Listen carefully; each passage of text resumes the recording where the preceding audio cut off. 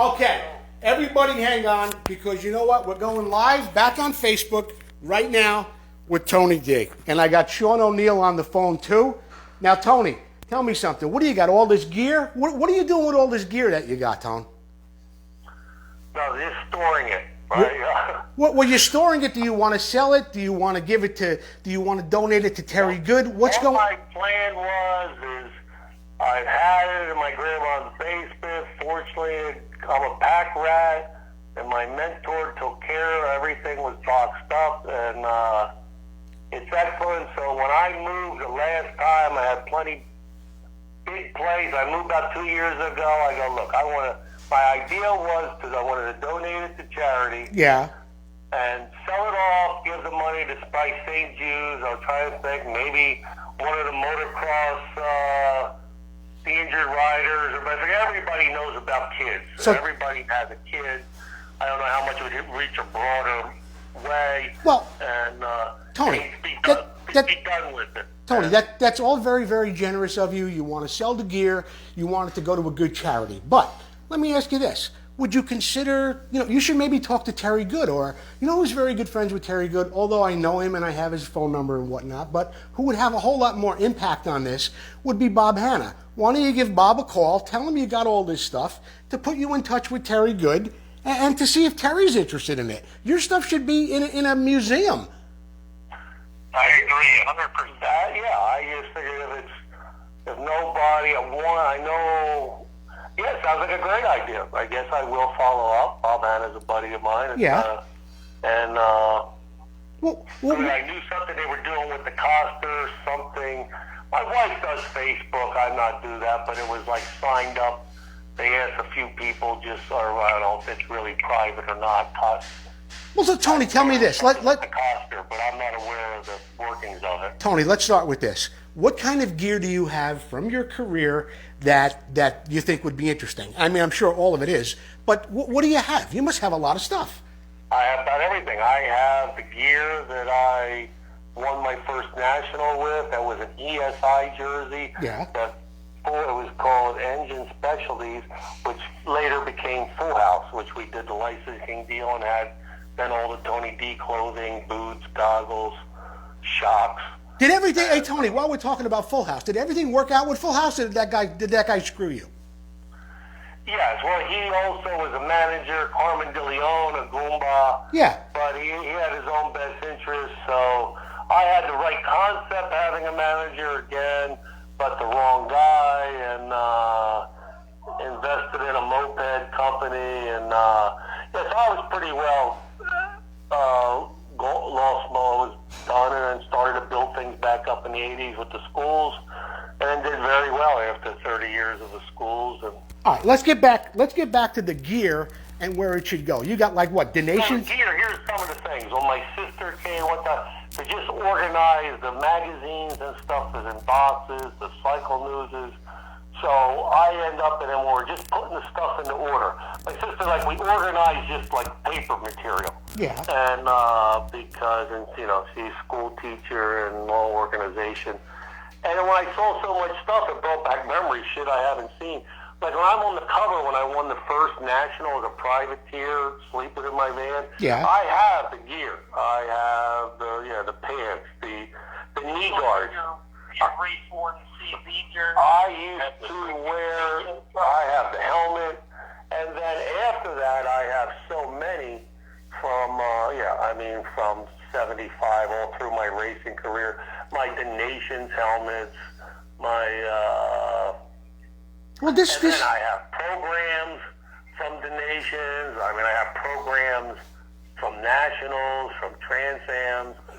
A lot of them I was on the cover of when I was the guy, but I have magazines. In fact, I found some old Mike Dupree. I don't know if you know that old name. Yeah, Mike Dupree was a referee for the AMA.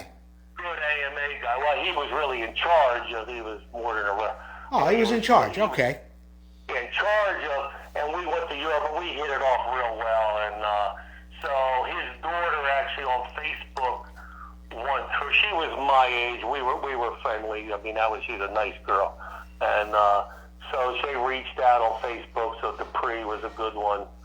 Because a lot of people just, like, I'm not on Facebook and stuff because I don't know half the people. And my son put me on, and, like, at my birthday, you get, like, 2,000 people, and I don't know who's who. And Yeah, but Tony, you not knowing them is one thing, but everybody knows you. You're a 3-time national champion. Everybody knows you from all over the world. Suppose I don't know. I mean, I'm not technology there, but yeah, it's great stuff, and magazines. I mean, obviously, I'm on the cover. That time was the Coster time and Hannah time, and then the match up. I mean, I can show you a covered and winning the 75 championship, and I have all the gear too. So I thought that would be neat. One thing I wanted to do with, instead of having all the magazines, I knew this would be involved, is to, like, scan them. Because really, there's only, like, 4 years of my time. I had a short career. Yeah. Because eye injury, I only had, so how many, and, like, if they were scanned out, then there would be archives for my grandkids if that ever happened. Because, like I say, my wife, my kids, doesn't mean anything to them. Well, so this stuff should be displayed prominently, and the best place to do it probably would be in the International Motocross Museum. I think you should get a hold of Bob. He should get a hold of Terry. Is it up and running, or it's just a concept? No, it's more than a concept. I mean, it's up, but this whole COVID-19 thing has put the kibosh on a lot of it. There was supposed to be a website for it? Yeah, there's a website for it. It's an International Motocross Museum. It's also on Facebook, and yeah, it's as big as day. And that's where your stuff should be before it winds up being left in some trailer somewhere and turn into dust. That's a part of history, and people should be seeing that. I would talk to my buddy Bob Hanna and find out the scoop on good. Why don't you call him right, Tony? You got 3-way calling. You got Sean O'Neill on one line. You got 4-way calling. Why don't you call Hannah on the other line right now? No. Actually, called Hannah because I know it's like September. I just called Hannah. I called Hannah earlier because I know that my dad died on the 24th. Yeah. And his birthday, there used to be another couple guys I trained. They were all right together at the end of September. How do you do, Joe? We're back on, Hannah. No. Here's my love here because I called him back and Sean, can Hannah get on or you don't want to hear about the woman yet? No. She brought me Taco Bell. I'm too fat. Lay off the Taco Bell. You know what they say in Italian, Anna? Mangigane. Mangigane. You know what that means? Not even the dog. Not even the dogs eat Taco Bell. Fucking Taco. Oh, I can't believe I just swore. I apologize. I can't believe you would eat Taco Bell, an Italian from the East Coast.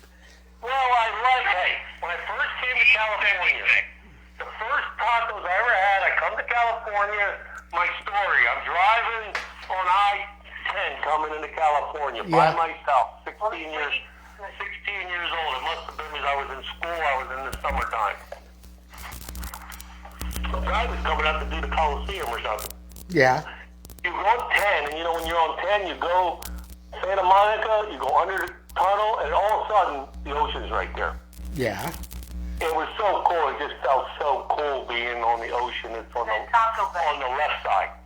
And then I went to sleep there in my van around. I sleep right at the ocean there, and the cops come in the middle of the night. You're not allowed to sleep at the, they just told me to move on. Then I found this place, Taco Bell. And I love tortillas and stuff. And then, surprised you don't know Terry now. You got to ask Lackey, he can tell you all about it. It was a different. So, Stripes is jumping around on all bikes. I think he was with Husky. And then KTM bought him right at the last race. So they finished 1, 2, 3, KTM. Not KTM, who am I? Can-Am. Can-Am. Anyway, I was just kind of coming on, and Trice was my hero because he was young. That's actually when they changed the age, too, to 16, because he was a bigger guy, and, he was young, and I just liked how he rode. And then his mom, who was a Mexican mama. Now, his dad was, I think, a Checo, maybe, or he was, like, American. Yeah, I think you're right on both of those counts, Tony. I think you're right. I know, he was involved. He was like a hustler. He had Molly Blue. But I went to his house, which was, like, cool I was inviting, like, the guys. It was that way people would do back then. And his mom made Mexican, and it was just cool. Like, you and then you had lettuce, you had tomato, Yeah. and you made it up. And then I first stayed when I got with Suzu, I was with DeSoto. That was, they had Hawaiian rice stuff, not so much Mexican, but when I got with Keith, I would stay at his place, but he lived with his mom, and I would always have Mexican dinners. Yeah, but you know what, Tony? That is authentic Mexican food by people who really, really know how to cook it. That's not Taco Bell. Oh, I know. I know. But then they came out with chi-chis, which you kind of can't call Mexican. But I used to bring tortillas home, and they would just cook get a tortilla and melt some cheese on it, and that's like nice. It's like garlic bread kind. I guess you could put some garlic on it. And I liked tortillas, especially the corn ones. I'm a little more healthier. Oh, yeah. If they're good. And Sally knows how to do them so good on the grill. You do them. My wife doesn't like it because you put them on the gas grill, but you got to watch you don't burn your hands. Well, yeah. Well, what I like them the best is fried, but then it's really fattening.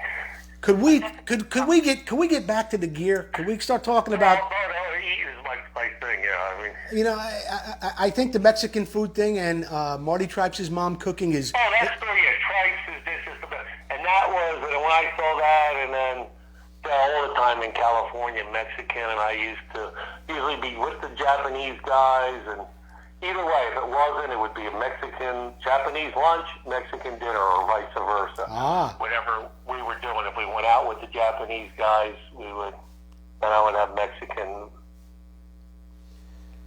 Italian's my least favorite because I always had it, and we have good. The West Coast thinks they have it. What do you find, Joe? Is there any good No, Italian let me tell you restaurant something. there? There isn't a good restaurant west of Philadelphia. I'm telling you right now. I've been out here for 11 years, and people could tell me all they want about where they get good Italian food. See, Tony, here's what I do. I base a good meal on, do I remember it a month later, a week later, a year later, okay? I have not had a meal out here. I had one good one in Balboa Island, just off Newport, maybe a couple of years ago. I know Balboa. Yeah. I used to hang there. Yeah, Oh, yeah. it was nice, and I had a pretty good meal there.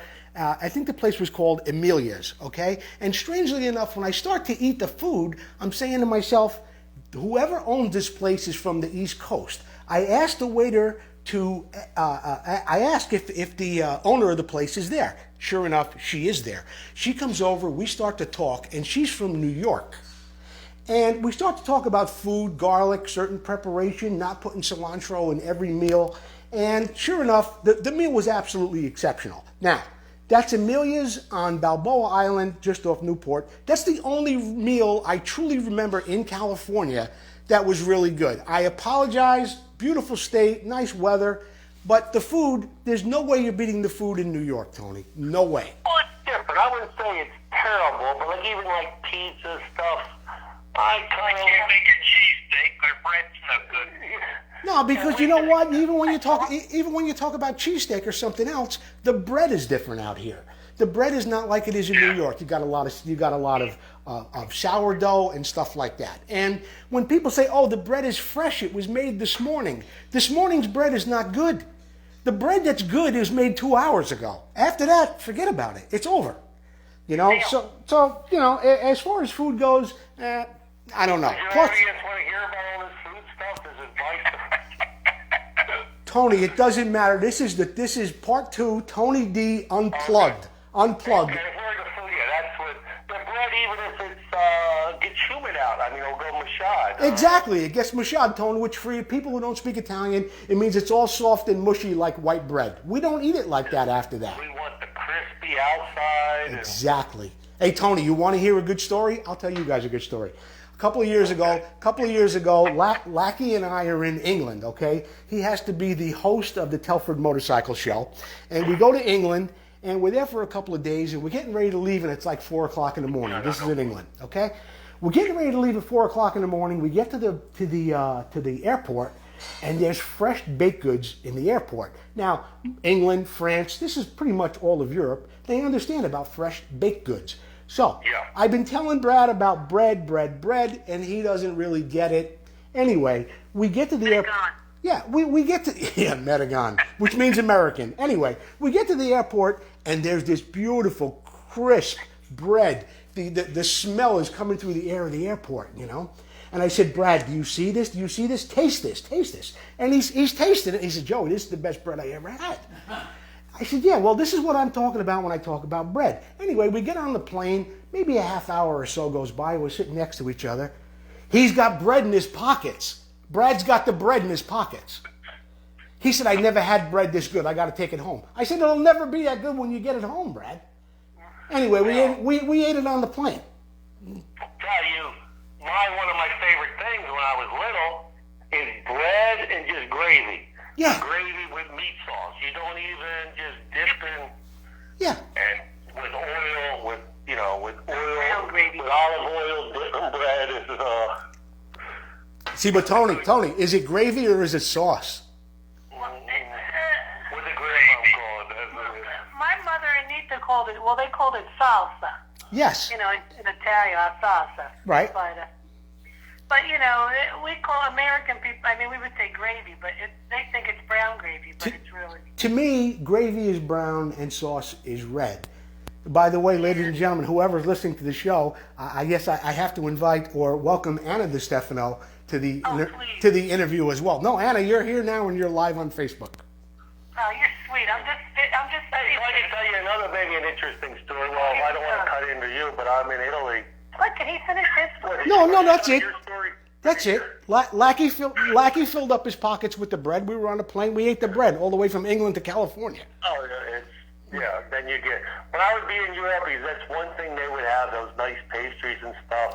And I had to watch myself. I would get constipated of Too much information. So they had such good bread. The Weinert interview. Okay, so I'm in Italy. So we go 75 the nations, Majora, Italy. It's still just took out Cars Maker at the week before. New Orleans, accidental, but gave Weinert the championship. I'm peeing blood. Lackey says, well, you call me if you're going, but you're not going, we're not going. And he would call Pomeroy, and I think there was only 3 of us. Yeah, we might only had 3 guys. We needed 4, but... This is for 74, Tony? 75. Oh, 75. Okay. I'm Suzuki. So anyway, I go to Italy. What I'm getting at, so I'm DiStefano. So because of marketing, how that worked out to another interesting story of being a first. Those stickers, what they did, the lawyers said to help get the name out when I got the registered trademark, Tony D. Yeah. You make like a sticker and hand them out. Well, they became a stable in the motorcycle. Yeah, guys, riders have stickers to give out. Well, anyway, I go there, my name's like Tony DiStefano on the sticker. Well, no one could ever say my name. They butcher it up. It was DiStefano. When I grew up, it's DiStefano, and my family said that because they're not really educated, didn't know. Nita said DiStefano. Oh, Nita did? Well, I guess, okay, my grandmom, I guess she said did, she know. But anyway, then I took Italian in school, and it's DiStefano because it's D-I, not D-E, but the Italian wasn't even it was another language. My grandmom couldn't understand it. Different dialects from Sicily. So anyway, I go to Italy, and we always had red sauce and loved it. I never had white sauce or that. Oh, we would have oil, like oleli. I love it. One of my favorites. Yeah. Garlic and oil with lemon. No? With fusilli. My grandma would cook those garlic like French fries. I would eat so many, my mouth would hurt. But anyway, so I go there, in Northern Italy, I have the white sauce. What the hell? I love cream and that stuff anyway, the Alfredos. And then also when I'm there, I'm doing an interview, and out there, we're like a soccer player. They like Americans. Motocross rider is has much more clout than they do here. Even today. Yeah. And then I'm Italian, too, and I'm American. So Tony DiStefano, I can tell they're interviewing me. Oh, they're happy. And they got a translator, and it's like a team. They really do it. So then I said, oh, yeah, well, who is it? Well, I go, my grandparents came over. And then where were they from? Sicily. And I could see the faces, change on some. And then the translator, he just told me, he goes, here's how it is. Yeah. The Italians, the Northerns look down upon the Southerns. Yes. And then Sicily's like its own little thing. Yeah, they don't even really. I mean, they consider it Italian, but it's like you're not. You're not Italian. You're Sicilian. You're not Italian. Oh, Malta, the same thing. Malta is right there, and they don't say they're Italian. They say they're from Malta. Sardinia too. Now with the younger kids, when I flew back from visiting my daughter last year, Yeah. and then I heard it from somebody else here. I heard it. Sicilians like cool to say you're Sicilian. They're saying they're Sicilian now. Oh, Like this one girl was on the plane. She was from Canada. She just happened to be. She goes, "Yeah, I'm Sicilian." And then when I was over with my daughter's niece, and there's Italian string throughout there that's got diluted. But then the younger people, oh yeah, Sicilian's cool to say. But regardless, I didn't know the class. I didn't care. But then they were still pumped, but I didn't. But then that was the deal. The Northerners, Southern Italians, they had the tomatoes. I mean, to have milk and stuff, you had to be rich, or you had more money. We didn't have it. And then my grandmama always wondered, why do we eat the meat first, like when you would have meat right. and stuff? Because everybody would pop in at somebody's house, and what happens, you didn't mind sharing the pasta, but like Depression days, I guess they didn't Right. have meat. You didn't share the meat. Yeah. In fact, I never did without meat. I miss Peugeot. But you know what, Tony, also, is that I still had many friends back in New York that eat salad last. Yeah, we do too. I prefer it last. Yeah. Yeah. And when you're out eating, that's the time they give it to you. But, I would love those 3 hours meals in Italy. Just they would be so late. I mean, eating. I mean, I like had a schedule. Start eating like around 9 o'clock. And eat until midnight? I got another cool story, too. We're over at the boot factory. Well, they're all right together. It's like a village here near Venice. Yeah. Where the shoes are. CD's there, who's Alpine Stars. I mean, it's, I'm in the car, like, I raced. I think I flew down from France. Yeah, it was 77 it was. So Cognac, France. Maybe it was. No, the first race might have been San Antonio, Holland. Is like my name, San Antonio. It's San Antonis. And I was remembering everything. We won't be able to drive that track and get around that track. Oh, what the hell is that? It can't be any rougher than Jacksonville, Florida. I mean, Florida track. I go, how could that be? And I just would piss me off. And It was all sand, though, wasn't it? oh, it was some deep sand, but yeah, I mean, but they fucking, you went down a road too. You went down an asphalt road for like an eighth of a mile. I couldn't understand that. So wait. Are you telling me there was an asphalt road was part of the track? Oh, it's happened a few times. When I was in Checo and stuff, you would cross the road, but this one you actually went down it and then turned off, so the sand gets mixed in with it. Yeah. But the story I'm getting to is so I flew down because I've been in between the races. In fact, that year I also bought a Mercedes. I got a Mercedes and they only bought in like $50,000. A big thing. Renting a car is expensive in Europe. I brought my mentor, his family, went that time for 2 weeks. But I went down to Italy. I did business in between, and it was. So I got the Mercedes from the factory at Stuttgart, and then... You shipped it back to America, Tony? Yeah, they shipped it back. It was a deal because then it was cheaper than buying it here. They got full pop for them. Well, yeah, but what about the fact... Wait, whoa. Let's back up. Yeah, they got full pop for them. You got a deal there in Germany, but wasn't that a gray market car? Didn't you have to have the thing tested here in America for... Oh, yeah, well, then it comes back, and what happened, the car, the people never even saw them because it was a 450 SEL, so it was big for Europe. Yeah, oh, yeah. And they would gather around, and then when they come in, you got the Italians or whoever's at the shore. They say something must have hit when it was there. Someone must have bumped into it with, I don't know, grocery cart or something. So they go, okay, well, they always have damage when they come off the boat because they damage them on purpose. That was what they were. So they have to fix them. Right. And so they have a factory Mercedes place there. And I had to jump through some moves. I go, well, just fix this other thing. I'll pay you to fix this because And they end up doing it, and but that was nice going around Europe. Yeah, that car was so different there because it was a bigger one than they were used to. What I'm getting, what story I was going to, there's so many stories. I really forget. I'm probably the worst telling stories, and I have so many cool adventures that was just so. So I'm at the factory. I was thinking of the CD factory, and I raced and stuff. So I'm just out in the car. Some did what I had to do. They were in there before lunch or something. I'm in the car, and the damn dogs and stuff start barking. And it just seems strange. We're getting an earthquake. Yeah. So it scared me. The story's probably, I can tell right now, it's not going to come off as funny as it was. So I'm in the car. Or something. Or the dogs. I'm in the factory. So I go in the car to lay down. Well, I must have fell asleep. They hop in. We go to lunch. And the car starts rocking around. And I thought it was an earthquake. And in Italy? Yeah. And while you're in the car sleeping? No. So first I was in the store in the factory, I guess. Oh, okay. And it was just a strange feeling. The people knew what to do. The people started to go places. The dogs started barking. You could tell something happened. Everybody got quiet right away. A little earthquake came, no big deal. And but then I'm in the car sleeping. Yeah. And just in the front seat, laid back. They jump in the car. We're gonna go to lunch. And when the car starts moving, I wake up thinking an earthquake's happening. Oh, okay. It didn't come off too good. It didn't come off good at all. It didn't come off good at No, all. yes, it did.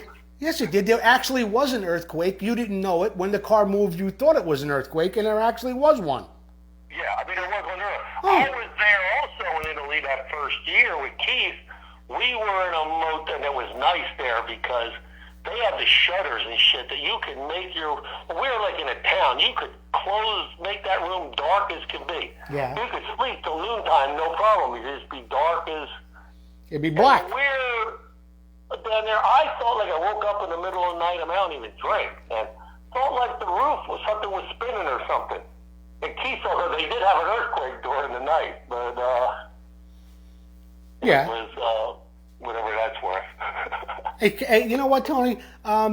When you were first starting out on CZ, also, I read a story where you really didn't have a place to stay. You're staying in the van and whatnot, and you're beating the Yamaha guys and you're beating the Honda guys or whatever. But Keith Linus and Brian Lunas actually took you in. They allowed you to stay in their hotel a few times. They kind of took care of you. Yeah, it was. Well, Suzuki was talk to me, and they were just. I don't know how we kind of hit it off a little. It was back then, if a guy had a room, or sometimes you would chip in 10 guys to get a room, just to really take a shower. You'd like to take a shower. Sure. And so I think those guys saw me in the parking lot. You can sleep on the floor if you want. And back then it was so small, the mechanics had to team up. Actually, it was Keith McCarty and Brian Lunas. Yeah. You mixed up some names there, but I did. So you said Brian. Did he say? I might have said Brian Lunas. No, you said that. You said it's Keith McCarty and Brian Lunas. you said Keith Lunas too. You know what? I'm thinking. No. I may have said. I'm thinking of my friend Keith Linus, who is a. Keith Linus. Yeah, who's an OSA guru down in Southern California, OSA Planet. My friend Keith Linus. Oh yeah, that's what you said. Yeah, okay, no. yeah. But anyway, yeah. But the guys weren't even there. You're different teams. I was really no threat. I was I didn't fit in anywhere. That's sort of when Danny Laporte did one of the things when he did the motocross files, kind of put it right. I never looked. I never really cared because they didn't really care about me. And then when I won, once I could win, and all those things that were originally weird about me became cool. And getting a haircut or people with short hair and looking maybe a little neater. And let's talk about that a minute. What do you mean? Some guys had long hair, like maybe Lackey and a few other guys, and you were a little bit more. Everybody. That was the time. That's what you. Right. And they were all California guys, and you were surfer crowd. more like Marty Smith. Marty Smith was the sure. The popular, well-built, and all that too, and with the Oh, yeah. Just how it was. So I was from the East, God rest his soul, but I was from the East, from straight, and just like, You were the pistol and I from. didn't like long hair. My dad, the hippies, and I just didn't seem like it seemed like a mess too because it'd be harder to deal with because you're sweating and all that stuff. Yeah, and you know what? When Weiner hit the scene too, he had short hair, and then it was only a matter of a couple of years before he had the beard going and the longer hair and stuff like that. So. Oh, he had the fro. Weiner's done everything. I mean, Weiner has lived everything. Yeah. He's done things I can't talk about that Weiner has done. Hey, but I had him on the show a couple of weeks ago, and I was expecting the unexpected because I hadn't really spoken to Jimmy in a few years. And, he's a kinder, gentler guy. He's, I don't know, he's kind of like, I don't know. He had that trouble with alcohol and stuff, and he got himself straight, and a lot of that led to it. I mean, it's tough being you get all the accolades and it just stops. And I see it with Michael Phelps. You figure a guy won like it's like you're a hero. Then you go back to your motel room, the rock stars and everything. I mean, now like shit comes out, and then you're by yourself. I mean, what? I think it's tough. It's very, very difficult to balance. Being in the spotlight like that and having so many people love you and people are lined up and they want pictures with you and they want your autograph. And then when that ends and you're back in that hotel room alone, it's a lot different. And then it's really unfortunate when someone's career just comes to a close and nobody's really that interested in you anymore, Yeah. So. That's why it's nice to see Jimmy with he's got the track down there in North Carolina. Weiner's a good guy. I like Weiner. Yeah. Weiner's story. Here's another one. So we go, my wife then. Oh, come on, don't even. They had a race up at, this isn't even nothing, this Catholic girl's getting old. So we're at the Meadowlands, right? Yeah. And my son was still at the X, was just getting ready to leave, and the thing he liked the best, what was my son, 5, real young? No, like 4. Yeah. And they had this thing, what do they call that? There's a movie, those things, like a car turns into like a robot. Transformers. Transformer, yeah, that was the biggest thing. Was when he looked at those, he goes, all they're doing is like jumping. I mean, that doesn't look like. What are you getting to the point? So anyway, Weiner's there. So Weiner, this is the girl, Weiner. Actually, now Weiner did help me out some. I one time brought a girl to a race. Yeah, this girl, Actually, before I won my first national, see these stories, my ADD, I jump all around. I went to a prom it was Friday night in Chicago at the McCormick Inn. Yeah. Before I won my first championship. And Timberland said it wouldn't be what it mattered. I mean, always in his book, if you sleep all good during the week, I mean, that night before. I mean, Keith and I, we used to go out dancing. Because the night before, sometimes you couldn't sleep. And I don't know if it really was true or not. You dance? But in my mind, or did something with, you go out because you're like, Yeah, you're all tuned up and you can't sleep. You got too much nervous energy. Sure. Stayed up till 12. You might get lucky, and then you go to sleep.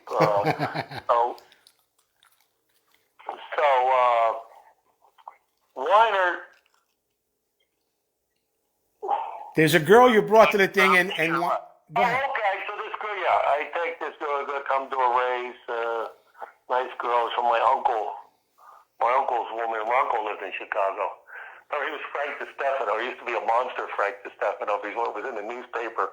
People was calling me. No, it's another one. And, Get to the point. But Weiner, what do you do? So what do you do, like, during the race? What am I going to do with this girl?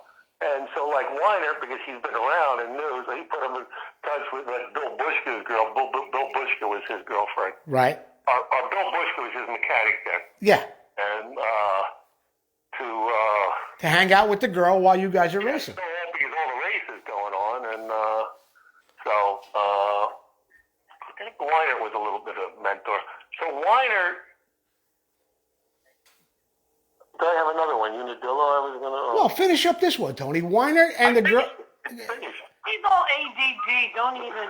Why did help me out? Because I didn't know what am I going to do at the race. So Yeah. Weiner coordinated it with Bill Bush, that had a girl who was just like a girl. Didn't really score many points because this is like a girl that he would only see in each area, you know. No, I can read between the lines. Go ahead. Where this was a nicer girl, but no, that's it. He just helped me out. I mean, that was it. Sean's friend. Oh, Weiner and Anna, that's where I started at. Yeah. So we go up there. We're just starting to get together. Anna brings one of her Catholic school girls with her. Nicest curly hair, like my daughter and stuff. So Weiner said, well, I'm going to be having some parties and stuff. And Weiner must have been thinking I never really went to his parties. I would go to like 1 second. There would always be parties, and they would want the number one guy, but I never liked that stuff of Okay. people get all fouled up. Anyway, so then we're home, and we're just getting together. So Weiner calls her and says, look, we're having a party in some Middletown. You know, it's not that far. It's a couple hours up there. And I go, Anna, you got to watch because you like your little Catholic school girl. And I used to say, Weiner, you're going to come up for a party. They probably figure since you're with me, you're maybe on a little wild side. Yeah. And, yeah. So this is all happening back on the East Coast. This is 30 years ago. It's 30 years. It's just like after I get paralyzed and we're up on the... They're two different stories. Yeah, you confused me a little bit, I Tony. was a girl at his place. It was Omaha, Nebraska or something, and then the area. It was, so wanted to look during the day, really. I mean, then, like, what do you do? And, or during the day, what you going to do? Because, like, even where to go or what. So he just set up. He's wanted to knew how to maneuver. So, Tony, tell me this. You know, you hit the scene, 74, 75. There's some fast guys out. Maybe Stackable's got some years behind him. Brad Lackey. What, 73? Well, you know what I'm saying, but it's like 74 when things are really starting to heat up. What American guys were you really impressed with? Was it Marty Tripes? Was it Brad Lackey? Who was it? Tony? I'm thinking. I'm okay. I mean, there had to be... It really wasn't... Once you knew you could win, it was who would be the competitor that year. And I mean, all of them were here. I told you that story on our part one. Like Higgins, I would come up through the pack, and like then I got behind Higgins, I wouldn't pass him. And then once, like anybody you could pass. I mean, when a guy's on and his...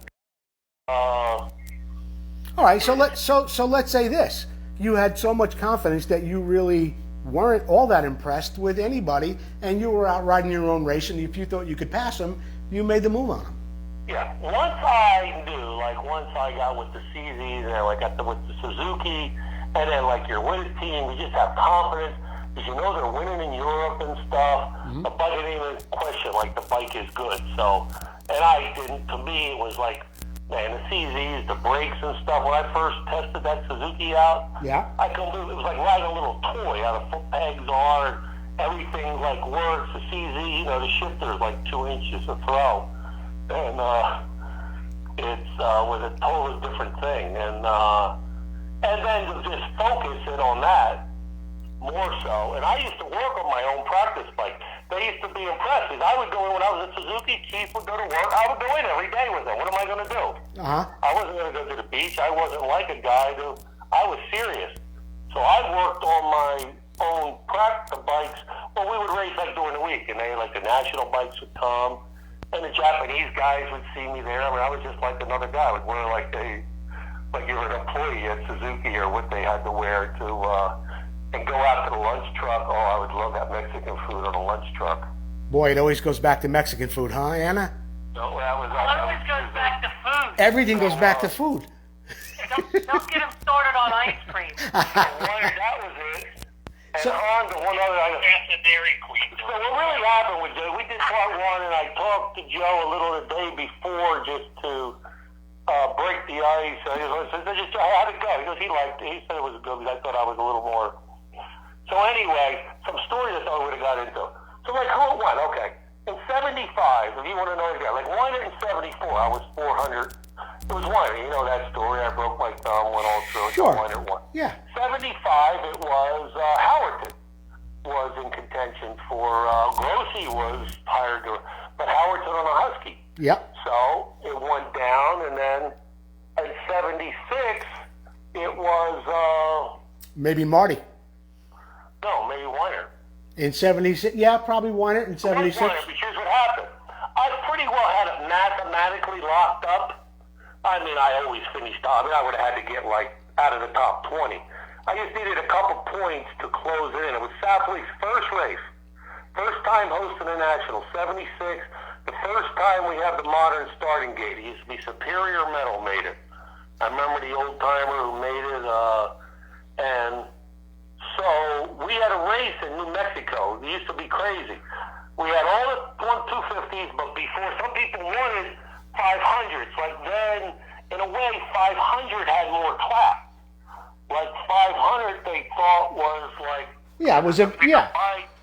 It was the way then. 500 GPs were like, oh, you're 500. The 250 GP Yes. is, and 125 was even less. So it's just how it was. I didn't make the system. So they had a 500 in New Mexico, New York. So Weiner followed me around in practice. Guys wouldn't put all their full gear on. And I had good lines. I mean, I was a good one because I did have lines and stuff. Very precise. And so I Rock kicks up and breaks his kneecap. Breaks Weiner's kneecap? Yeah, Weiner's kneecap. So now he's mathematically could race that day. So I basically won the title because it's the last national was at Southwick. And that was the first time Southwick had a national, pro national 76. Yeah, you were just saying, yeah. Starting gate, like I said. Right.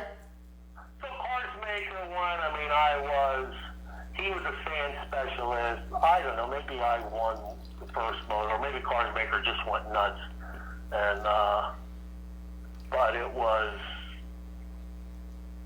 okay, so let's go to 77. This is really the cool one. Oh my God. So I told you before, while we didn't really discuss this on the thing, when I won my first championship, it was based on overalls. And I don't think I won any motos because I hurt my knee halfway through. It was only 5 events. So they go, well, you didn't win. Howerton won more motos. And I think the next year when I won, well, they changed it to motos. Every moto counted, not overalls. Yeah. And so Weiner won more motos.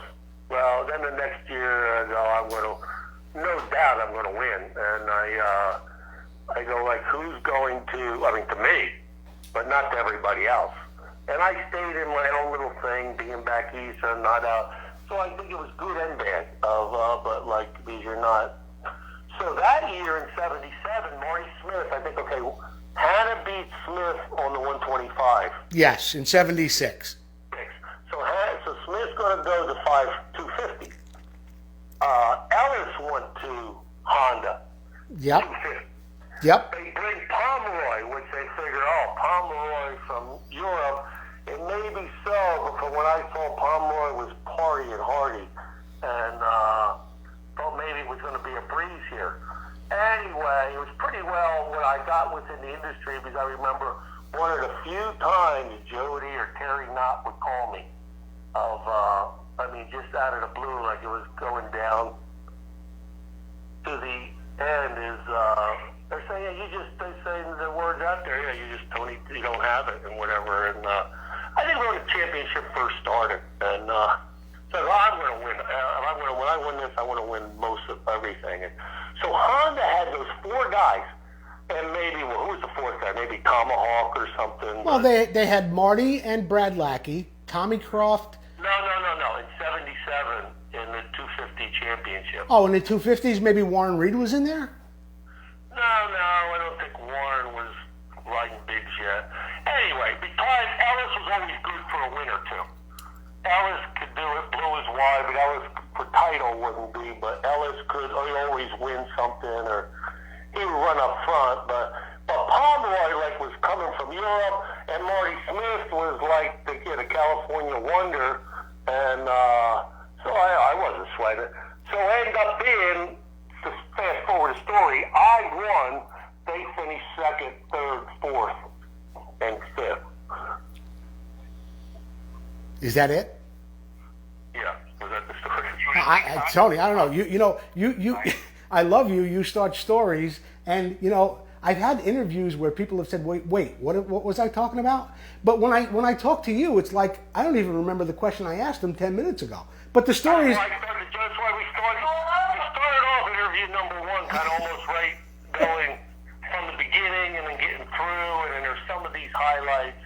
Yeah, but I don't try. I mean, that's yesterday. Like, all right, let me ask you this, Tony. Tony, let me ask you this. Was there ever an offer from another factory other than Suzuki that you turned down that you wish you didn't turn down? No, I mean, Honda, there was a thing after I won the first championship. Yeah. And I figured, like, hey, feel the waters out. I mentioned to you before, I don't think it was in an interview, like, I only got start money the first year. You got, like, maybe $200 for a race. From Suzuki? Yeah, and that equaled in racing 40 races. That came to about $10,000. Okay. And then you got bonus money and stuff. But so then when I won the championship, I asked to get pay me. We doubled that to like $20,000. And then when Carsmaker, the word was out like Carsmaker got like $70,000. But that was like in '74 when Yamaha brought him here, and. Really, the money part I didn't care about so much, but you wanted to get paid what you're worth. So let me ask you this, Tony. Let me ask you this. On your best year, between wins, a sponsor, and outside sponsorships, on your best year, which I would imagine had to be between 76 and 78, what did you make on your best year just racing?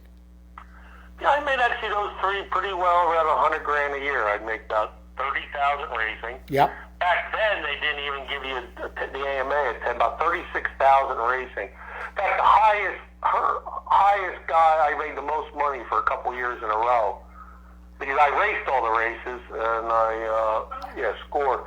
That's how you got your number too. Like, I don't know if they still do it. These number things screwed up. Like, number 2 was the highest number you could get because. You got number 1 for your class, but then when you were earning, maybe number 3 was the highest because I used to be 3. Because who did the best when you combine everything together? Right, because at that point there was 125, 250, and 500 national champions.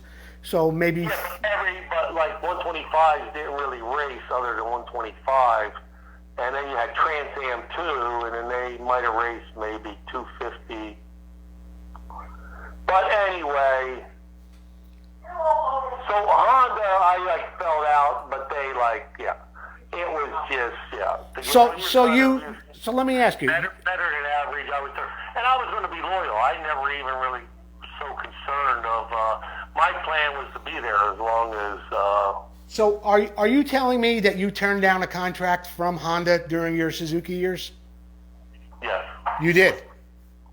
Wow. And then I drove, believe it or not, that wasn't during those times, but I rode a Rokon. Oh, gosh. That's worse than a Can-Am. No, it's something. We went to this place, Motor Mecca, being a Jersey guy, you might have knew it. Yeah, I know Motor. Yeah. And it came in after when I was raced. I was already out on the racing pro. This was like 74, so I took my CD there. And they were interested in a test ride. They might pay me a couple $100 for the day, just they wanted a rider. And I actually, when I was doing that Rokon, and my mentor was there, because it looked like you're not even doing anything.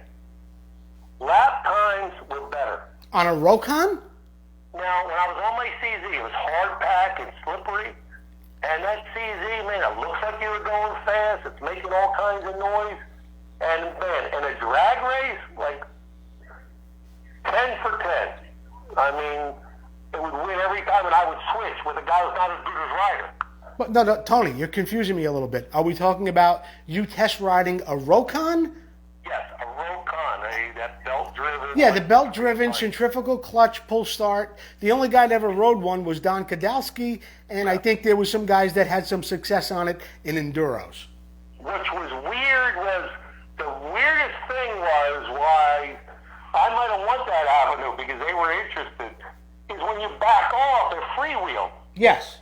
and like we didn't know that much then about you could hit the rear brake, and like because you use your engine braking, we kind of did it and didn't know. How I learned out about the rear brake, my CZ, I don't know, for some reason I had that big long rod that went from the frame to the backer plate. Yeah.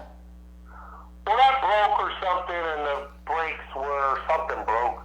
And so the brakes were locking up.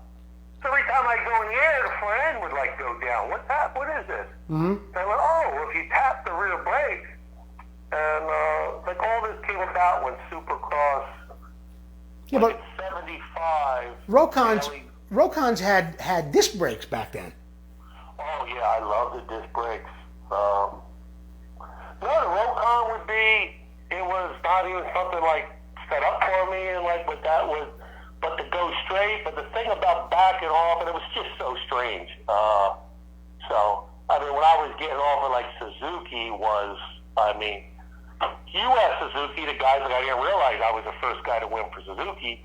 They were, I mean, in Europe was, which really the focus was, and my mentor, the focus was Europe, because Europe was where Moto was. Yeah, and you had a lot of world championships for Suzuki right before you came on board. You had Roger, you had Joel, you had, I mean, even... When they won the 125, really wasn't a class, and then they had Gaston Rene. Rayer.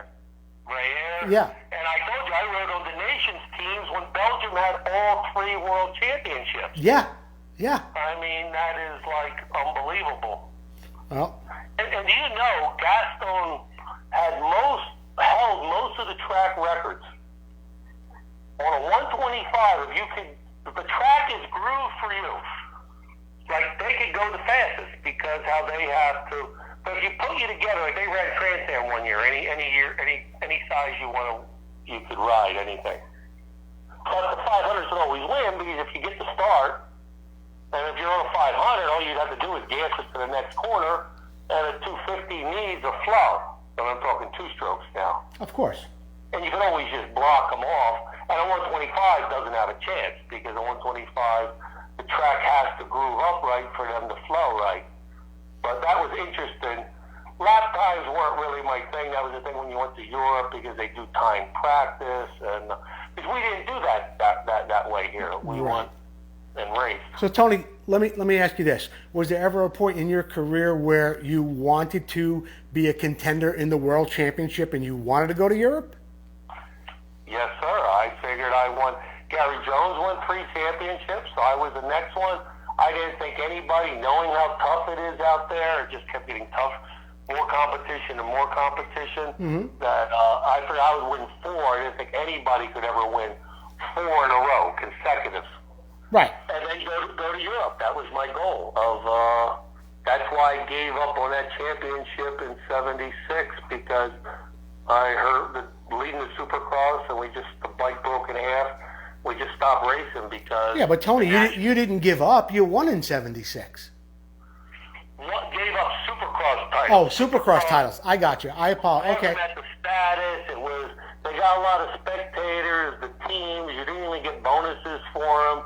And then what happened is the guys who didn't do it, like Ellis, if you didn't win a championship, well, if you didn't win the Nationals and stuff, then when Supercross came, you better, like, you win. I mean, you're maybe more hungry for that. And a different thing, I was more set up that, like, for 40 minutes, I could take off. Start didn't matter, and I was in good shape, and I could get going. So you really did want to go to Europe and race for a world championship. Yeah, kind of just like, pattern, like what Lackey did, knowing that suffering that for 10 years, because that would have been the first American world champion. Yeah. Well, really, just to be the best, because you just want to be better, and that's where they were. I mean, they used to come over here and just lap us. I mean, yeah. You go look at, I got cycle newses. I mean, I have original, Jody got involved with motocross action. When we're looking, I had like 73s. He didn't have any of them, or maybe 74 too. I sent him to him because he has collection. And like when you look at the names, I mean, the guys were, what was I talking about? Well, we were talking about you going for a world championship. You said you want... Like John DiStefano got first American at the U.S. Grand Prix, like he got maybe a 12th. Yeah, yeah. Or like if you got the top 10, and you know how it is, like guys today, I know, being champion, I mean, I just see it for how it is. It's like you take a guy, oh, he got top 10, yeah, well, that's good, but they're lapping up to 5th. Even in Supercross, they lap up to in the top 10, and that's a short run. Now the Supercross are running 20 minutes. Yeah. And So I go, what is that? I mean, you think, it might look good on paper, but it's always been. You had a couple guys who would go. oh, yeah. And then you have a gap, and then you have some more. Then you have in like 10th, you're like, my God. Yeah, And I'm not knocking the guys. It's just how it is. I mean, it's always been that way. I recall it last year in 20 minutes. I mean, Eli Tomac was on last year, and I can remember a couple of races where he had lapped guys all the way back to 5th, even 4th. And it's like in 20 minutes, you lapped all the way back. You lapped another 17 riders all the way back, in 20 minutes. It's crazy. It might have been Seattle or something. But yeah, even like in a mutter where you figure you're going to be hard to see, you have limited, but it's just different. The first couple are, I think it's more mental, because I remember I was at Daytona and Ray was there. He goes, man, there's like Savitsky got the whole shot. Some guys, he goes, those guys are going so fast. He goes, he couldn't believe it. Mm-hmm. They were back maybe in like 10th or somewhere, but like Daytona is more like an outdoor. Plus we ran 3:20 minutes then, and then what happens? I mean, then like me, Ellis, Weiner comes along. I mean, I think they can do it for a few laps. You figure the guys can go, but. Hey, Tony, let me ask you, did you race the Evel Knievel race? Yeah. How did you do there? I got second. I think that was after New Orleans, not the Battle of New Orleans. No. There was two New Orleans. There was kind of a battle for Weiner's thing, not the one with. We went from New Orleans to Snake River. Yeah, to Snake River Canyon. Yeah. To drive, and Bevo has a story. I don't remember most of the stuff. And I had Ray and his family went. So you just got in there. You're not, we don't know where we are. It was nothing to stay in the van, but you were just so tired. You drove right from one to the next one. So Bevo, obviously, I'm looking for a place to sleep. Bevo tells a story all the time. His birthday was just the other day. When the wife talked, we were talking. Now he's in South Carolina. Yep. And I was sleeping, on the floor. I mean, this is a metal floor in the van. Just with like a Bultaco foot peg in my ear, and but I remember stackable there, like a simple thing. It always was the simple things that would cost you a master link, a little clip that's nothing. I think Stackable was in to win it, and his throttle cable broke. Yeah, at Snake River. Yeah. Yep. And it cost him. But there was something else unusual about that race too, because I remember that was like one of the only times I remember Lackey riding a 125. So they had like different kind of classes where you had to ride a 125, a 250. No, he was just probably Lackey was always for the money and stuff and to make out. I mean, I heard the guy say with Lackey, but he was right. I mean, you should get paid. The business. The guys at Bell or something when I came along. Lackey, they were going to do something. You're going to pay me. I'm not going to do it. Well, seems like a prick, but you got guys and you have nothing when you're done. Right. And really then there wasn't. I mean, Dick Mann was a hero of mine. I mean, Dick Mann was in his area, and what does he have? He didn't make money racing then. I mean, we would have did the same thing and been in the same boat. It's just, fortunately, money came along. Yeah, and you know what? I mean, Dick Mann, of course, an incredible rider in all disciplines of motorcycle racing, whether it's a Daytona 200, motocross, flat track, there was nobody quite like Dick Mann. But yeah, you should have been paid, and it wasn't. Maybe they didn't give you as much respect monetarily as you should have received. It was treated like a circus as opposed to guys going out there and risking their life and doing things that they really had to train to do. Well, did you have it. I mean, you got to look at it. You road race. I mean, who's going to buy a road racer? Who's going to buy a flat tracker? That's why motocross, Ray knew this. Motocross was where it's at, that you can go ride the bikes anywhere. And do you know the majority of the bikes, from where I know my statistics are old, are just out riding. People dress up to look like they know what they're doing. Well, or to look like a famous rider. Well, yeah. Whoever the current guy is, yeah, look like. Well, you want to put Monster Energy gear on to look like Eli Tomac or whomever. Yeah. Well, I was thinking the Minnesota guy because I always liked him. a Minnesota guy is Jeff Stanton? Oh, he's a Michigan guy. Well, I like Jeff Stanton too. Well, he just retired. Oh, Ryan Dungey. Dungey, how can I not remember him? Yeah, because he wasn't like the hottest guy. I mean, he developed and he really worked hard. And but anyway, to look like whoever the guy is, they just go. They don't even see a track because I knew they had. Well, back then they had like the green stickers, or they had to have a sticker in California. Yeah. When they made those, you had the stickers. Bike sales just dropped. I'm going back a lot of years ago because people just ride around on them. But and then the manufacturer gives this contingency. It's the worst thing they ever got into because then they got to pay the guys to ride their bikes. I mean, Yamaha started that. I mean, and you know, it only adds to the cost of the bike, and in a way, that contingency, you're only rewarding your best guys. So I don't think it. Yeah, I had a mechanic on a couple of weeks ago. His name is Billy West. He rented the year for Rick Burgett when Rick Burgett won the national championship. Oh, and, I know. Okay, yeah. And he was telling me about one day where Brock Glover wins Daytona, but Rick Burgett finishes third and makes more money than Glover because of the contingency. Oh, well, they really put the carrot out because they thought nobody would ever get it. Yeah, I mean, and like on the Nationals, and they will pay for wins. They like to spending money or to get them press. And so, Tony, let me ask you this. First, I'll ask you on a world basis, who do you think was the best rider that never won a world championship? A world championship? The best rider to never win a world championship, either in 500 or 250. I don't really have a. Okay. Because I only knew about Europe, what you read about, and I didn't really. Once the Americans start dominating, it's like, who cared? Right. I mean, I remember Mount Herb when he was a young guy coming over. There were some cool guys. Harry Everett. Yeah. Before he was world champion. I remember the wife being pregnant with Stefan. I mean, I think they only had, because they were nice, they were kind of outsiders too, and not, and he would hang out. Well, I would be sleeping in my van, so I would be at the track. Right. If they had a campfire or something, and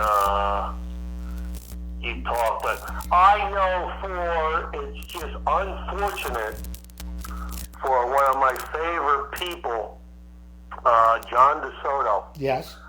And I grew up kind of from the East, like, we had race riots. It sort of, unfortunately, it was like bigoted, like blacks who grew up, blacks were no good, Jews were no good, don't know really. Well, we had the riots in school, but then we wrestled with the kids, and out west, it was just totally different. And John DeSoto, to open my eyes when you get around, I mean, has all the features like a black guy.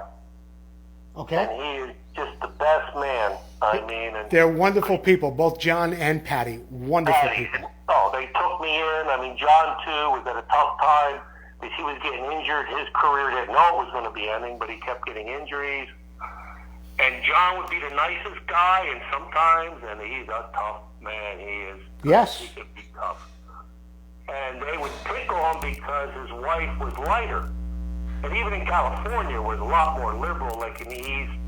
But my kids can't understand how I talk, like you point out, if it's an Indian or he's an Irish guy. Because when we grew up, like Bristol, there was an Irish section, there was an Italian section. There Yes. was the Irish church. Not that they were bad, it just was. And then there was the black section. And, I grew up the same way in New Jersey. The same way in New Jersey, Tony. It was the same way. There were different sections. There were, you know, my wife, we watched Saturday Night Live. I mean, my wife likes that old stuff and the dancing. Yep. And how it was. Because my kids don't understand. Why do I say, like, they think like I'm big? And I go, no, that's kind of the way. I mean, I'm not against anybody. But to recognize it, well, they grew up out west, so it's like United Nations. It doesn't matter, Indian, Arab, I get it. a black. I mean, it's good. That's good. The generations are changing. Just that it was different, and you pointed out. I don't know. They were separate. Now everybody's more integrated, even east. But Oh yeah.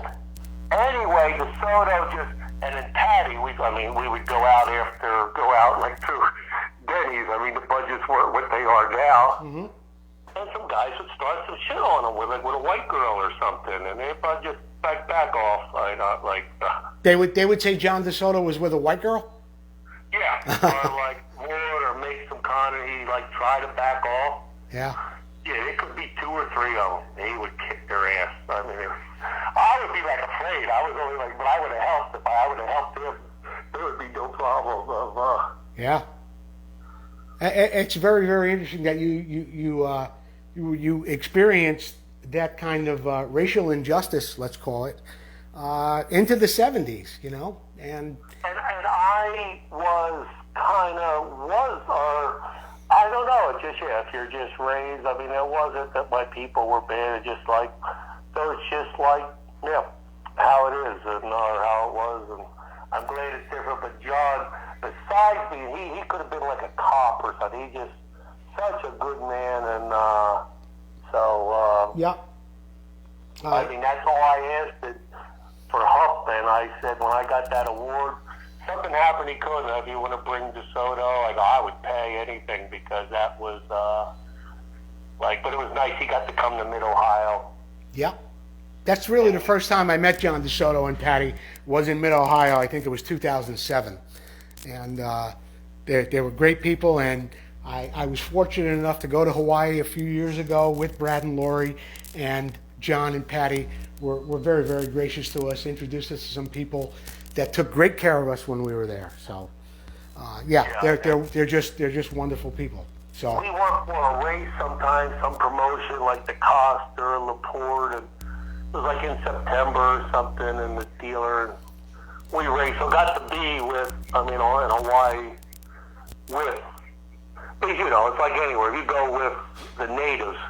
yeah, And it's like you don't see, I would hook up. When I first went to California, they were talking all these wetbacks and stuff. To me, with the Mexicans, they just seem like Italian people. I agree with you. I agree with you on that one, Tony. I really do. What's wrong with you? They look like the Italian people sitting on the front porch. And I wasn't shy of them. And then I got to meet somebody who worked at Suzuki. They lived in Santa Ana. So that's like a real Mexican area. Right. And so you go get Mexican food, you go to Santa Ana. Yeah. And I used to go down to Rosarito. We go ride on the weekends, or you go down. Anytime to Mexico. And there's actually one guy who I got to be friends with now was Bruce Penhall, Speedway guy. Oh yeah, he won the world championship the same year as Brad and Daniel Laporte. I thought he won multiple times. He may have, but I think just that particular year may have been. One, yeah. Yeah, it may have been. I know why. Because Larry Hoffman. Yeah. Was the announcer, so he used to net route Speedway, and Speedway was cool to watch. So whenever I would go out there, I would go, to Speedway. And Where down in Santa Ana or Costa Mesa? Costa Mesa. Yeah. But no, Santa Ana though was like a Mexican area for food. That's for food. Yeah. Yeah, which it doesn't seem to, but you go to a place you wouldn't go into. Without, and just like when I went to Japan, this guy Saku, who was Japanese, took us, and it was, Yeah, I mean, that's what I like to see, what it really is like. If I eat what they like. I don't complain. I do whatever they Yeah. do. Well, you know, like you said, Tony, you know, when in Rome, do as the Romans do. That was always my philosophy. Absolutely. So, anyway, Tony, I want to thank you for coming back again for another hour and 45 minutes. Was it with Sean O'Neill? Are you still there, Sean, or did you give up? I'm still here. I'm awake. Oh, Sean O'Neill is still with us. Hey, Well, let's put another. Let me tell you one other story because it's like Sean. go ahead. Hey, hey, Tony, aren't you godfather to one of Sean's kids? Yes, he has a set of twins, and it's finally I got the better one. Oh. They're both sweet girls, and I guess I found out. I thought I was in, but my wife got me back into religion, so we were. So I think I heard it was somebody else, but he wasn't Catholic, so then I got bumped into it. But I was traveling, and that's an honor I take, and Thank you. they're good girls, Good. thanks to the mother. Good. So, Tony, you said you had another. Godfather for both. I don't see why. But see, I was traveling it, so Anna went down. I wasn't even available to go because I used to travel always on the weekends. But what do you girls do yet, Sean? Because I said they're toxic. Am I right? Yeah, they rode for Rutgers, New Brunswick, and they're both coxswains, so they steer the boat. He called it cruise. A coxswain is a position, correct? Yeah. They don't row. They just, what do they do? Computers? They have a headset on, and they call all the plays. I see, for the rowing. Yeah, I didn't know it's that complex. I just thought it's the monkeys rowing, but... So, Tony, you said you had one more good story, but I know you got like 50 good stories. Oh, there's like many, but one I was, Hey, Tony, was there? Hey, Tony, let me ask you something. I mean, I know the majority of your time was with Suzuki. Was there ever a mechanic you didn't get along with? I mean, obviously you got along with Keith McCarty really well. Who was your mechanic at Can-Am? I forget his name. No, he was a guy. No, mechanics. I mean, I knew my stuff, and they would do, and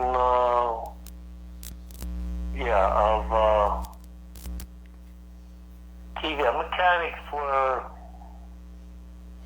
McCartney, right? Well, Keith was special. We were both like starting out. He was a couple years older, so we kind of grew up together, kind of finding out about girls besides just mechanics. Uh-huh. It's unfortunate since we didn't have like a team manager. Right. Keith was like, well, they kind of had the Suzuki.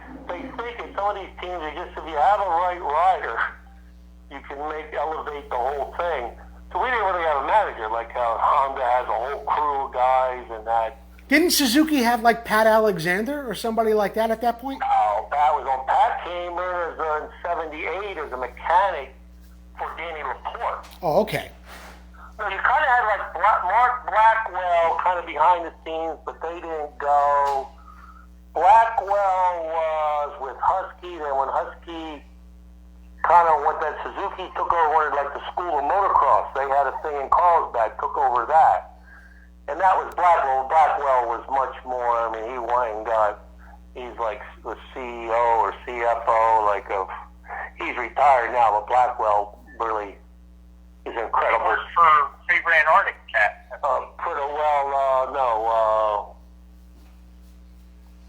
I think it was Polaris. Yeah, I think it's Polaris. He might have been out of class for a bit too. He kept moving up the chain. He was at Arctic Cat. That's right, but he was with Suzuki, and Suzuki made the motors for Arctic Cat. Then I think he went with Polaris. Like his thing was that, what did they build? That one, like a Harley type bike? Okay. The Victory. The Victory. Victory. Yeah. That was like Blackwell, but Blackwell, he was a good and a good racer. He's a guy. A guy who I feel I know where we didn't go is you were saying Lou didn't like win a world championship or a national championship. Yeah, who was it? Like a guy like John DeSoto, I personally like him. They didn't have, when you look at, like motocross wasn't structured. Like now they're saying like Gary Jones is 4-time champ because. Well, they count Inter-Am. 72 they didn't really have it because they only had Trans Am. Yeah. Well, if you say that, in '75 I won. I mean, they didn't have they had Inter Am. They didn't have really a national title. Right. So if you say, well, I also won. I mean, I love Gary Jones. He's always a nice guy and would talk to you, and that make a lot when you're a nobody. And he was straight, yeah, not long hair. Yeah, he was like a little bit more like you. Yeah, like weirdo me. And but like John won, and even Preston Petty, a great guy like Preston Petty, where I didn't know. I almost thought I didn't even know he raced. Like when we did our deal together. Yeah. I mean, I just thought he was like a fender. People think like, was he really a person? No, he was a very successful desert racer. He was, but they didn't have a structure, and like they ran the Grand Prix races and stuff. Right. And like sort of won those things. And, like they had races that they didn't know. Like I won the first Anaheim. It's not in the record book because it wasn't AMA, but it was fully attended. I mean, everybody was there, and I mean, people in the know. But like, it's just a shame. And just DiStefano, yeah, some breaks of, DiStefano never won. No, take that back. I didn't even a championship, a national. I could not believe it, how famous and how good he was. Right, that he never won a national race? Yeah, because they didn't start nationals until he was on the way into riding all kinds of things. I mean, yeah. ride anything. Yeah. But, I guess the guy who didn't win a championship is maybe like guy when you ask that. An American, and I knew it. I think Guy Cooper. Right. No, Cooper won. Didn't he win? But he didn't win a Supercross. Or... No, I think Cooper is a national champion. Absolutely. Yeah, 125. Yeah, but he didn't win a Supercross. Well, hey, you know who was a Supercross champion? A lot of people forget was Steve Stackable on a Mako. No, I know it well because I should have won it. I know you know, but a lot of people overlook. If you asked even the most brilliant vintage motocross aficionados, did Mako ever win a Supercross championship? They'd say no way. Meanwhile, not only did they win one, they won one in the 500, and that was with Stack. Well, it was a 3-race series. Like I told you, it was Houston, Daytona, Dallas. Yep. That was it, and so. Well, that's a kind of interesting story, too. Well, just about the Daytona part of it. I'm not going to cry when you win. I'm Daytona. I'm so pumped up. We have the old 74 Rogers and Wolfie's bikes. I mean, from the year before. You did. You did? Yeah, that's what we were riding because we ended up getting bikes for downpipe then. Yeah. We had in '75, Suzuki came out with the RM with an up pipe, plus our works bikes were up pipes. We did get new bikes for the 250 Nationals. But like Florida Series didn't really matter, Supercross didn't matter. Right. And you know what, Tony? Anyway, Tony, you bring up an interesting point because I remember seeing pictures of you in Daytona on a bike with laid down shocks, but still having a down pipe. Yes, there's actually a photo. I have that photo. I spun around in the first corner. And I must have slid out and it's come up occasionally, it gets used because I'm going the other way. Yeah. And still got the first place but yeah, down pipe. And so that bike, okay, we had all titanium stuff. So you had a drum brake. So, you had that little pit sticking out on the fork leg on the slider, and that slid into that... to the brake hub. The brake hub, yeah. Yeah. So, what happened to me, I'm leading the race, first moto, and we ran right along the apron, for a while. We ran... And it just gets bumpy in the sand. I mean, it'll get bumpy there, the track. Gets choppy, yeah, no doubt about it. So I would run right on the apron, and they weren't smooth, but they had sand on there, which is a bad combination. And so I go down. I mean, I'm still leading. Get back up, go about 10 feet, fall down again. Get back up, fall down again. Wait, something's wrong here. So what happened, that backer plate broke. Oh. So the brake would go around and lock up the front brake. So then I had to go around like you have to go around the track. You can't cut, and then hold the brake thing. They cut the front brake off, the front brake cable, and then So then I won the day. Man, I got some road rash on my. Oh, I got another good story. They were road racing then, Suzuki. Gary Nixon, that was one of his last ones. No, whoa. You said road race. Wait a minute. What? You're talking about Suzuki's, and now you're talking about Kawasaki road racers, right? No, I'm talking about Suzuki road racing. When was Gary Nixon on Suzuki road racing? Oh, I think for a couple years. And Barry Sheen. Barry Sheen, I remember. I didn't know Nixon was on Suzuki at all. Well, Nixon went for a year because Nixon was he was with something else. Maybe he came because he had a good rep, and he was another great guy who didn't make any money. Well, he made money. He maybe had some aftermarket. I mean, he made a living for what he did. I remember he would come to banquets. He was just in Cockeysville, Maryland, so we would see him. But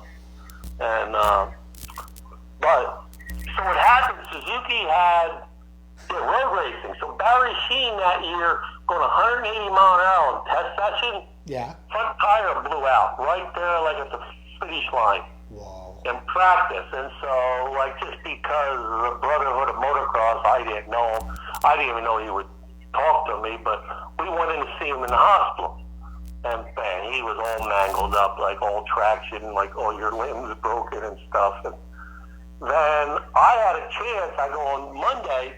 Can I ride like a road race bike? Like I wanted to just see what it was like, and it was set up Monday. I could have.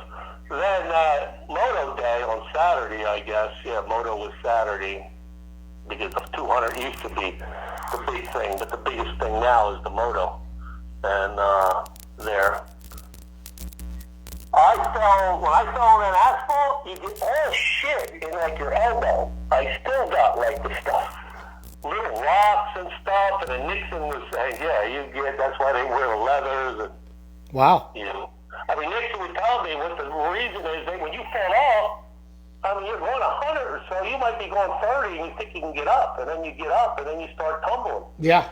Because you just stay lying, and if you feel your skin getting hot, just maybe roll another way. I mean, I wasn't going to be, but because of that elbow thing, I just so then I had a chance. I think Dave Aldana was on the team too, and so I got to hold a big sign out, like right there, like to be. I'd like to see what it's like. I was game to do anything, but then I didn't want to try it come Monday. I didn't. I go, no, if I fall off, man, you'll be. I mean, I didn't have a set of leathers and stuff. I would have just wore moto gear. I mean, they have stuff my size. Tony, I'm going to make a suggestion that I made to you at the beginning of our conversation. I think you should call Bob Hanna, and put you in touch with Terry Good, and that your equipment should be on display there at the International Motocross Museum. Sean O'Neill, would you agree? Like I say, it's been in that trailer, and I was like, I'm not putting it back in this base. I'm not putting it in this base, and it was never in my new house. Get a hold of Bob, get a hold of Terry, and let the world. I'll go. Yeah. Yeah. Let the world see what they should be seeing before it gets into the wrong hands, or before we never get to see it again. Those cool California guys hated my gear. Well, maybe so. I always liked it. So. Yeah, and I think they didn't really like that I had my own gear because nobody. I mean, that was a moneymaker. Right there, I'd make like $36,000 there. I would make 30 some thousand a year from the royalties, from boots and all that. It was a licensing deal. Then I made from the manufacturer, and yeah. Tony, Tony, you were like Don. You're like Don Cheech in The Godfather. You just want to wet your beak everywhere. It's the way it goes. All right, look, guys. I was serious type, and for the money in. I mean, always stuck in my head. Well, you don't make any money. For my dad, I mean, to have a good time wouldn't matter, but nobody did make money then. So Tony, that's a shame. this time I have to conclude our interview, part 2. So I want to thank you for coming back on with me. I want to thank you for. I'll tell you why I'm free time. I'll call you back when we're off the radio. That's- Get off the radio and I can tell you. Oh, okay. We'll do that. Joe, I'll talk to you again. Sean O'Neill, thank you. I want to hear this too, since you have young girls. Well, Oh, wait, God. Sean, you don't want to hear this. wait. Goodbye. Are you off the radio? Did you sign off, Joe? No, you want me to sign off and then you'll tell me the story? Yeah, this is. All right, I promise you I will do that right now. This is Joe Abadi with part 2 of the Tony DiStefano interview. Thanks everyone for coming back. Too bad you can't hear the story with me and Tony, but you know, that's the way it goes sometimes. They say the best story